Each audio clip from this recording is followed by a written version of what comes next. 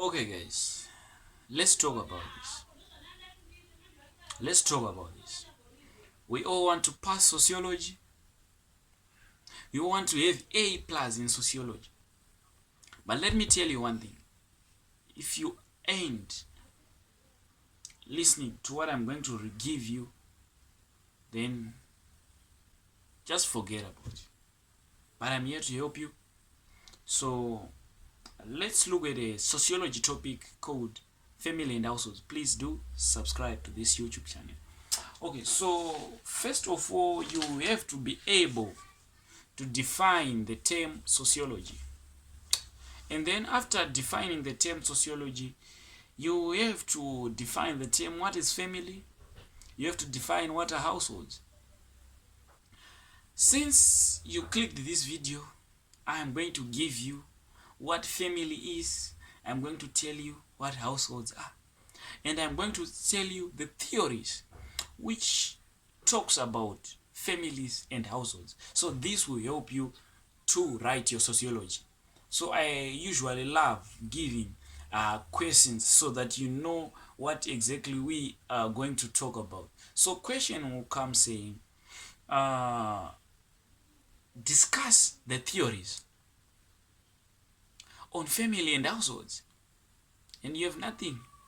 I tell you, and then you have nothing. That was going to be very, very difficult. So, but anyways, let's start by defining family. So, family is a social group of people characterized by common residence, or family is a group of people related by either blood, marriage, or adoption, living together. But then we have a household now. A household, it is a group of people living together under the same roof, either related or not related. Okay? So we have types of families. We have nuclear families, we have polygamous families, we have child-headed families, multiple families which we have. So let's start by looking at the theories of concerning family and households.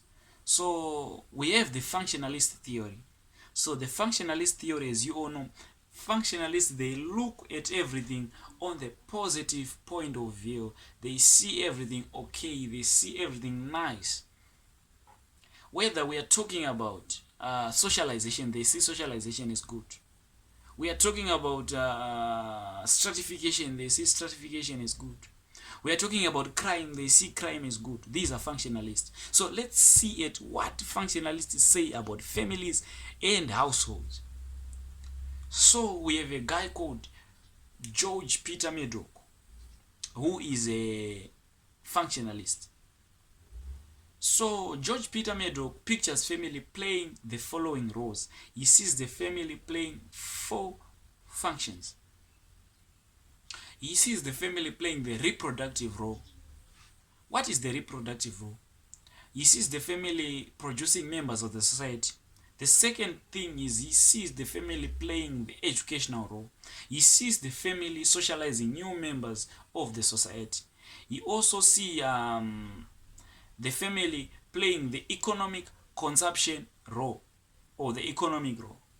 So it is the family which consumes, and the what which consumes goods, services. That's the function of the family George Peter Meadow is talking about, consuming goods and services. Okay, so he also, the fourth thing he sees that the family plays the sexual role. You all know the sexual role, we don't want to talk about this. Okay, so it is in the family that sexual gratification takes place. That's it in the family. So if, okay, let's not talk about this. Okay, so Talcott Parsons is also another functionalist. Talcott Parsons talks about 2 major roles of the family. So the first role that Talcott Parsons talks about concerning the family is that Taugot persons see the family playing what is known as the primary socialization. So it is said that during socialization, it is the family which teaches the values of the society, which makes individuals aware of deviant actions in the society. Taugot persons for you. The second thing is that Taugot persons sees the family playing the role of stabilization of adults' character. Family has the role of giving rules, okay, that governs the character of a child. Thereby, this stabilize an adult's character. However, we should not rush. We are in slow motion. So these functionalist theories, or the theories I have talked about, Maddox theory talking about the family playing the sexual, economic, what else? Sexual, economic, reproductive, educational role.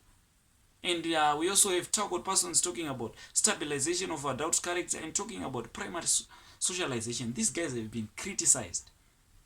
Why are they criticized?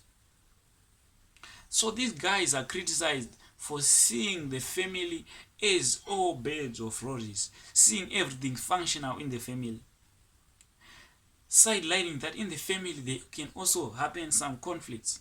They sideline that. They also only talk about everything functional in the family, everything good about the family. So they are criticized for that.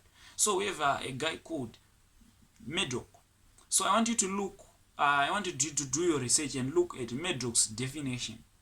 So Medoc's definition is criticized for ignoring other types of families, because on his definition he only focuses about the nuclear family. So the functionalists, they also criticize that. Medoc is criticized that other roles are played outside the family. So they only see the family playing these roles, you know. They don't know that sexual gratification can also happen outside the family. They also sideline that educational role can also happen at school. They also sideline that, what else? Reproductive, even the reproductive role can happen outside the family. So people are having marriages out there outside the family. So okay, so let's look at other theories. I've talked about the functionalist theory. Now let's look at the Marxist theory. So to Marxists, they say that family does not benefit the society, or family is not beneficial to the society as a whole. Rather, family is beneficial to capitalists. So the Marxists now, they argue that. So we have a guy called Friedrich Engel argues that development and origins of family is linked to capitalism. Why are they saying that family does not benefit you, family members, does not benefit the society? It benefits the capitalists, those people who owns the means of production. Who can I talk about? Who people who owns? Okay, so the people, the owners of means of production, they are the ones who are actually benefiting from their family, from families. Those people who owns capitalism is a broad term, guys. Those people who own stores, they are the ones who are actually benefiting from us. Those people who owns what else? Grocery stores, whatever that is owned, privately owned, those are the guys that are benefiting, not us, not the society. So how are they benefiting? Let's look at how are they benefiting. Okay, so in the family, if you look at the family, family has a sort of a hierarchy whereby we have to respect the father, we have to respect the mother. So this benefits the capitalists, that when a person grows up, he have to obey those capitalists, hence they have to benefit from that. And the family, it produces future workforce. The people who have to work, you understand? The people who have to work for the capitalist. That's the family is not benefiting the society. Is it benefiting the society from the capital, from the Marxist point of view? No, it's not. It's benefiting the capitalist. Okay. We have the feminists. We have the feminist feminist perspective. So we have the Marxist perspectives. Marxist feminist view, perspective, Marxist feminist theories. How do they see families? How do they look at the families and households? So to Marxist feminists, they see that production of labor power, capitalist gain from the reproductive role. So they talk about the consumption role which benefits the capitalists. So capitalists gain from women unpaid labor. So they see those people who owns the means of production. Your boss is benefiting from women unpaid labor. This is according to feminists. How? Because it is the woman.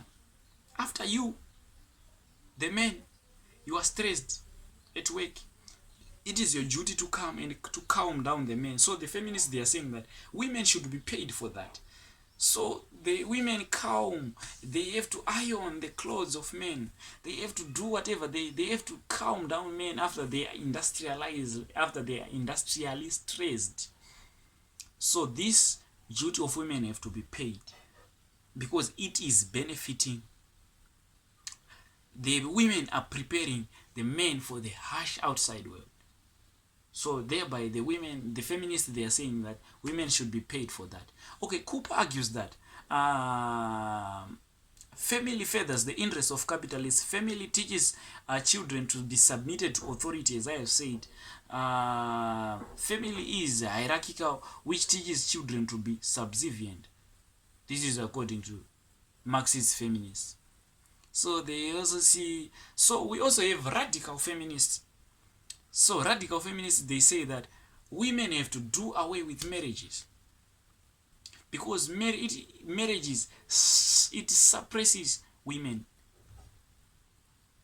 So so to radical feminists, they say family is exploitative to women. They argue that women should do away with family. So we also have, under feminists, we also have liberal feminists.